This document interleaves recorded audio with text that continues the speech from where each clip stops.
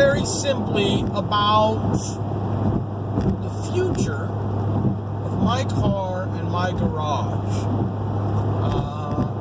I see this. I was recently talking to some people, and there's I don't know why this question has come up several times in the last couple days about what my future plans are for my car, what my future plans are for future cars, and Lord knows I am not Shmi 150 or Salamandrin that can get a new supercar every 6 months. I can't even get a new supercar, period.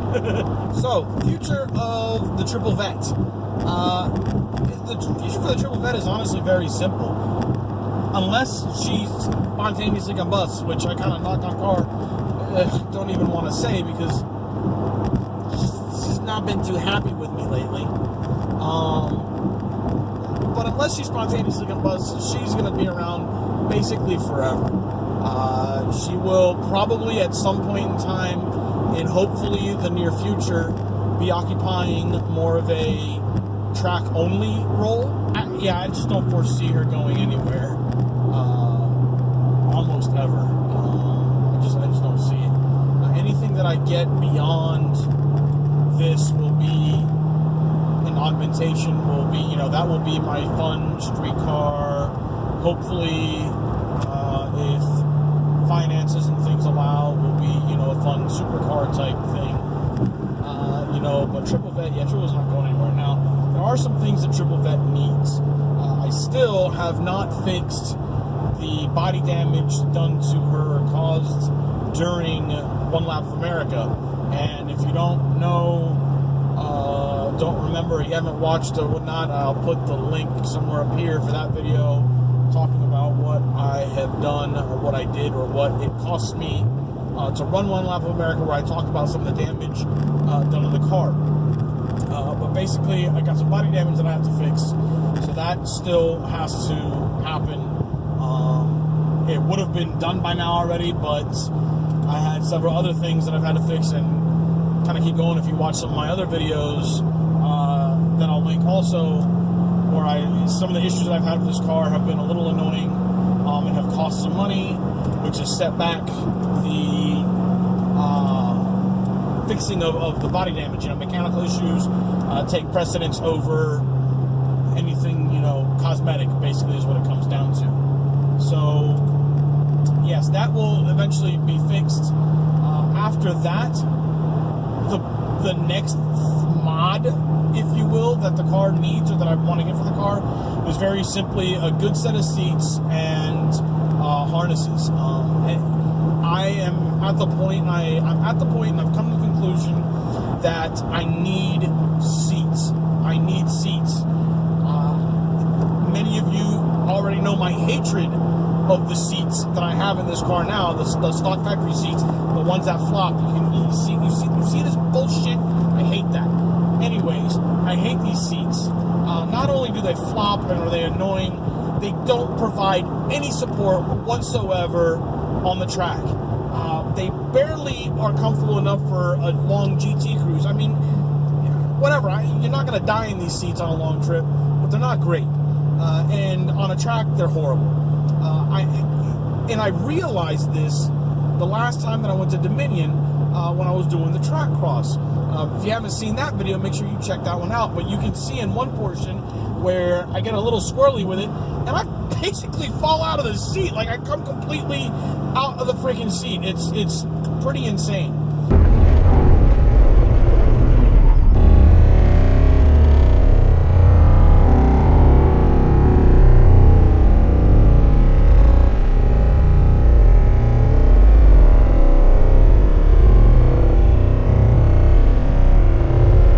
And I need a harness pretty badly. One of the things that I was discussing with, matter of fact, with James and with Chris, my co-driver for One Lap Chris, and one of my best friends, James, who was running the Killer Whales E28, one of the things that I was discussing with them was about steering wheel hand placement and whatnot on the track, and some different techniques and whatnot to use, and basically it comes down to kind of two different things, and that's hands on the 9 and 3, and they never move, and they stay there the entire time, and you're working the wheel that way. The other technique is the shuffle steering. Well, the shuffle steering is an American style of steering, and the 9 and 3 is a little bit more European. All right. Well, here's kind of the deal. The reality is European drivers are faster than American drivers. Like, very few American drivers out there that have competed at the international level or the world level and been successful. Now, those that did were astronomically successful. They did really well. But there's very few of them as compared to. It just kind of is what it is. Here in America, we focus on straight line drag racing and going around in circles. Whatever. Anyways, each their own. Point is, there's two different steering styles, and I came to the realization, in the Corvette, I do a lot of shuffle steering. And again, if you watch some of my in-car footage, you can see very much that's exactly what I'm doing. However, when I drove the Mercedes, I was on 9 and 3 and shifting with the paddles, the little floppy paddles, and I very rarely did I move my hands from those positions.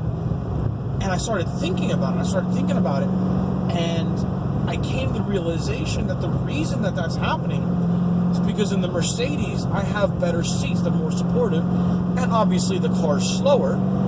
But in the Corvette, I'm flopping around so much that I can't physically get my hands around. I'm bracing myself against the door so much, so hard, that I can't move my hand away from there because I'm falling out of the car, basically. So I have to shuffle steer. So I think that if I were to get a good set of seats, I'm looking at some Corbos, but a good set of seats, and not rear end the guy in front of me that decided to stop for no reason in the middle of the interstate. Yeah, there's like 20 car lengths. Anyways. So yeah, a good set of seats with some good lateral support, and then harnesses to keep me in position. I think that'll really, really, really, really help my lap times and my ability to drive the car. Is just really what it comes down to. I was talking to my co-driver a few minutes ago, and he made mention of that fact that, the first time he drove the car in anger at Memphis, he felt like, man, this thing's got tons of body roll, this thing's got whatever, it's just flopping all over the place. I'm like, no, dude, the car's not flopping all over the place, you are. There's a difference. And when he took it back out, he goes, yeah, you're absolutely right. I'm like, I know, dude. There are plenty of pictures of this car on track, and it's flat in a corner, and the cars mounted are all leaned over. This thing's flat, though. The car doesn't have very much body roll in it. It's you inside flopping around. So, anyways, point is, the future for this car is a set of Corbos. Well, I don't know, maybe Corbos. That's what I'm looking at.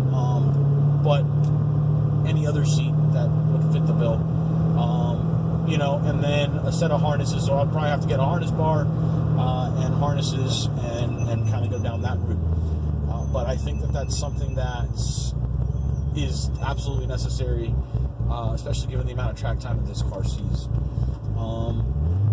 So yes, that is the future basically of Triple Vet. It's not going anywhere, and I'm not doing anything crazy with it. I had a kid earlier today, asked me about the car, and he was, his questions was, what's your mod list? What are your plans? My plans are to drive it. What do you mean? I don't have any plans for it. I don't have any mod plans. There's not this like constant, whatever flurry of mods. I've got some friends that, that's their thing, and they want to get a bajillion horsepower, and but they don't, whatever. Hey, cool, if that's what you're after, if you just constantly, building, hey, rock and roll. And I definitely understand sometimes the fun is just having the build, or making the build, doing the build, progressing through the build, and then you move on to the next project and keep going. Hey, that's cool. But yeah, this car's honestly pretty much done. Maybe if I get really bored and I have a ton of money someday just floating around doing nothing, I might throw a set of headers on it and get it retuned when I kind of don't care about how loud it is, and again, just have money to waste, maybe. But honestly, other than that, I really don't. I just don't see the car. Just doesn't need anything else. Not for what I use it for. I'm not a half-mile guy, so I don't need 1,300 horsepower. I'm not a drag racer, so I don't need any of these other things. Like, I don't know, anything that I do to this will be small and meant for track stuff. Maybe like a windage tray or something like that to help with the oil starvation problems. But there'll be little inconsequential things, nothing crazy. I'm not going to supercharge it. I'm not turboing it. I'm certainly not throwing nitrous at it. That's just, I'm done with nitrous. Anyway, yeah. So, the future of my garage, though. The future of my garage, obviously, plays into finances. I'm looking at changing jobs and career fields here soon, so I don't know. But given my current trajectory, and if I can make some of these ideas that I have in my mind work, once this car is completely paid off and it's completely kind of done for and just flat out a toy, I'm gonna start looking at replacing it. Like I said, something on the street, something to have fun with on basically just the street. The cars at the top of my list right now. The ZR1 is start from the bottom and then work my way up. ZR1's on the list. The new ZR1 that hasn't been released yet. It's on the list because I just think it's probably going to be an absolutely amazing car. It's at the bottom of the list, though, because I feel like I'll want to use that as a track car rather than this. And two cars that fill the same space don't quite make sense. But at the same time, that one's going to have a ton of more. Obviously, it's going to be worth a lot more than this one will be. And I don't know. I don't know if I want to go down that road, knowing that a year or two later, there's going to be the mid-engine Corvette coming out. So next on my list above the ZR1 is the mid-engine Corvette. Any guy that's ever owned a Corvette that says he's not thinking about that mid-engine car, I don't know what's wrong with you. Okay. That thing is probably gonna be pretty freaking nasty. Now, at the same time, we don't know anything about it. So to say that I want it, to say that that's what I'm gonna, whatever, like, it's just kind of way premature for that, I think. And we have no idea what the price point's gonna be, but I have a feeling it's gonna be probably in the $120,000 to $150,000 range. I can't imagine it being below that. I'm hoping they don't crest 200. If they do hit 200, though, then that car's going to have to be hellaciously nasty. Because now you're competing with things like, Huracans and 570Ss and whatnot. Funny I mentioned those two. Those two are the next ones on the list. Huracan is next on the list. A used one, more than likely, obviously, because I am not rich. But a used one might squeeze into what I could be able to do someday with really good planning and some good luck and hard work. But a Huracan's on the list. I mean, it's a cool car. Obviously, it's attention, and I like attention. But the thing that is kind of turning my head about it, honestly, is Parker from Vehicle Virgins. His Huracan, man, he beats the crap out of that car, and it's just taking it. That is something that was unheard of with, an exotic or a supercar, just a few years ago, and definitely a freaking Lamborghini. Like, they are not known for their robustness. So, yeah, it's definitely something that's on my mind. Something that I think would be, would be able to stand up to what I'll use it for, which is, again, it's basically just a fun street car, but it's gonna see the track. I mean, that's gonna happen. There's no way that doesn't happen. But it won't be my track car. Again, Triple Vet will be the track car, primarily, but it's gonna go to a track. So I need something that's gonna be able to take it, take that abuse. So, yeah, the Huracan's on the list. Above the Huracan is the 570S. I have been lusting over the 570S since the first, drawings came out of it a few years back. Like, I don't know why. But I am totally in love with that car. It's got me by the short curlies, and I don't know why. Holy hell, I love that car. I want one so bad.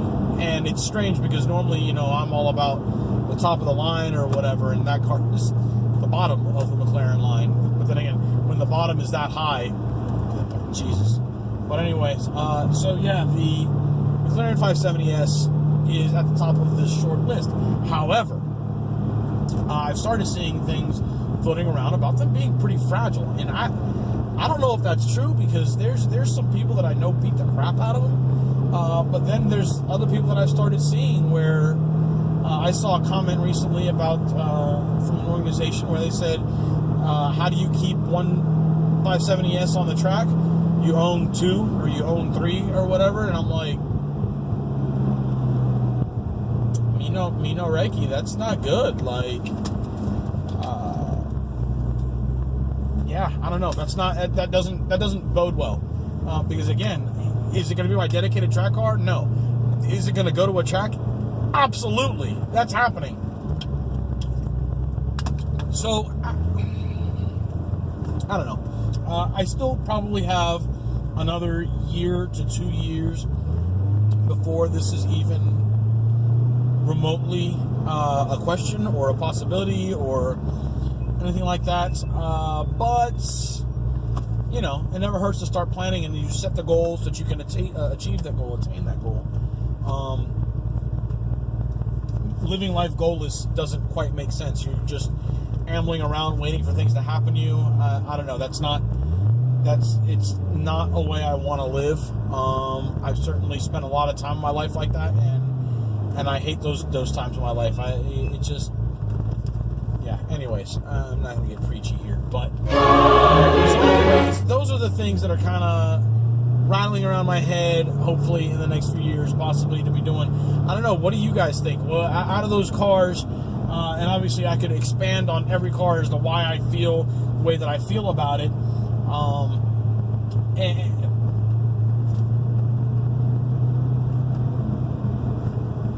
but I'm not going to.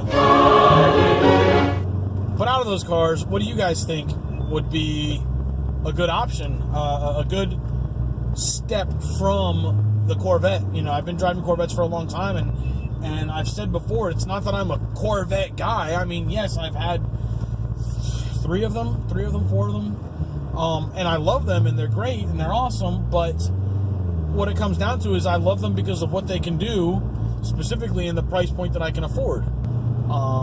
As soon as a car is built in a price point that I can afford that does what I want it to do, well, then I'll purchase that vehicle. But at the same time, there are some things that I am used to. I am used to a certain power level. I am used to a certain amount of speed, if you will, in a vehicle and capabilities that I don't want to quite give that up. What do you guys think would be a suitable replacement for the Corvette? Again, not a replacement addition to the Corvette will stick around as my track car, but a suitable street car that can still give me the fun and just still be exciting and be able to take to the occasional track day and whatnot, and still turn heads on the street. What do you guys want to see on the channel? Anyways, leave your comments below. Make sure you please hit that subscribe button. Check out all my other videos. I was just recently at the YouTube call out at Cecil County Dragway in Maryland, where Street Sweet 717 and Salamandrin and Vehicle Virgins and all these other YouTubers showed up. Cletus McFarland, Jimbo, a bunch of them. Anyways, a whole bunch of them were there.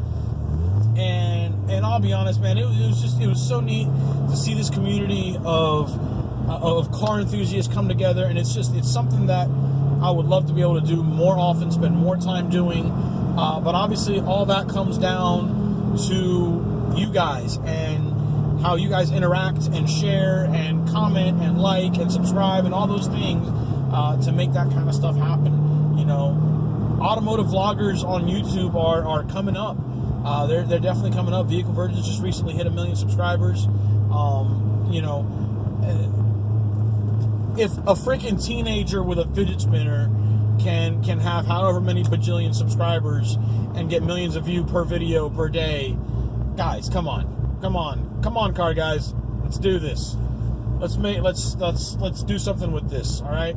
Anyways, hit like, hit subscribe, make sure you comment, let me know what kind of car you think I should get or what I should do with the Corvette.